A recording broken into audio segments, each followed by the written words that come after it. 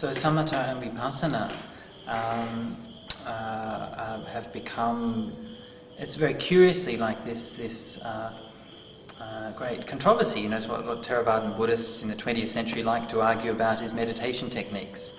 And it's an odd thing, you know, it's a feature of the tradition. One of my friends, Patrick Carney, said that it's like a tradition is not like a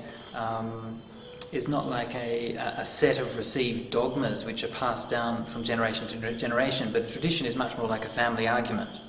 And so you get together with your family at Christmas, you argue with them about the same things you argued with them the previous Christmas, and then the same things you're going to argue with them the next Christmas, you know, and that's what makes you a family. And the reason it makes you a family is because you care about it. Because the Joneses from next door are going to listen to your arguments and they're going to go, what the hell are they arguing about, you know? And so this is what Samatha and Vipassana is like. You know, we can argue about it, and people outside of that are thinking, you know, why don't they just meditate instead of arguing about meditation? You know? The question of Samatha versus Vipassana as a kind of doctrinal dogfight has quite a bit of a history.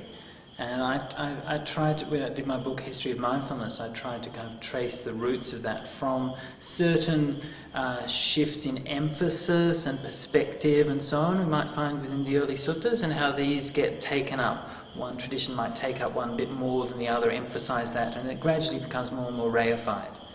And so, you know, we have this thing again where conceptual categories become turned into and reified into meditation experiences. And of course, you know, Samatha and Vipassana are not kinds of meditation. Samatha and Vipassana are qualities of the mind. And there's nowhere where the Buddha says, you know, do this kind of meditation and that's samatha, and do this kind of meditation and that's vipassana. You know, this doesn't happen, there's no exist. You know, if you look at, say, anapanasati is the clearest example, where you have the 16 stages of anapana, you know, it's pretty obvious that basically the first 12 stages mainly are pretty much on the samatha side, and then the last 4 steps are pretty much on the vipassana side. And if you want to also see vipassana aspects in the first part of it, then you can see that. If you want to see samatha aspects in the last part, you can also see that. There's not this hard and fast distinction. And you know, the way the suttas present it, of course, is always that samatha and vipassana are helping each other. They're not disputing with each other. You know, they are there to help each other, and they complement different sides of the mind. Vipassana, and the classic statement of it basically says that samatha leads to the eradication of lust, which is like emotional defilements. Vipassana leads to the ending of ignorance, which is like the cognitive defilements. And so they're 2 different aspects of liberation. So it's not like one is dispensable. And this is really like this kind of left brain, right brain thing. It's like as if you can cut your brain down the middle and only enlighten one half of it, you know, by doing just vipassana only.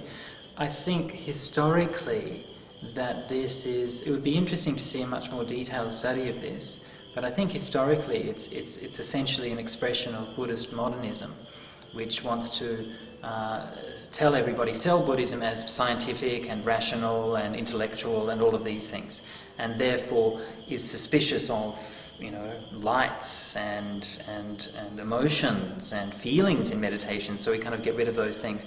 And that itself is a reaction to, of course, Western colonialism and the threat to Asia. So it's very political. The whole split between Samatha and Vipassana is political. It's to do with national self-identity.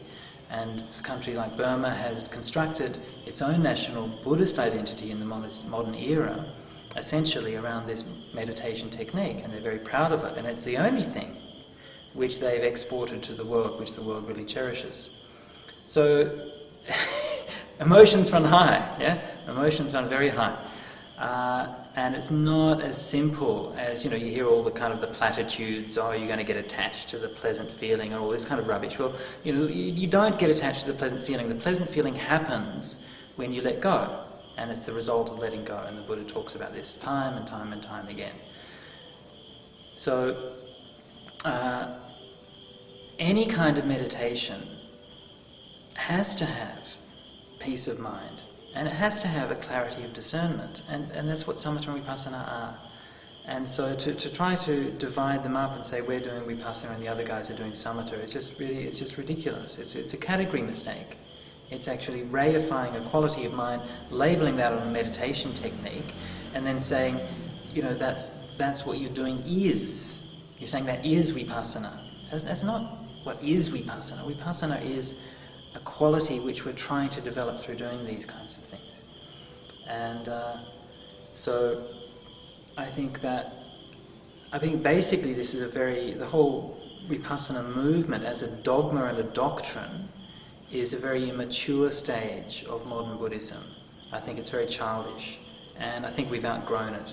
I don't think that anybody who seriously considers what the Buddha said in the suttas and has any sort of appreciation for the historical context of Buddhist scriptures can seriously maintain that the Buddha taught a path of pure Vipassana.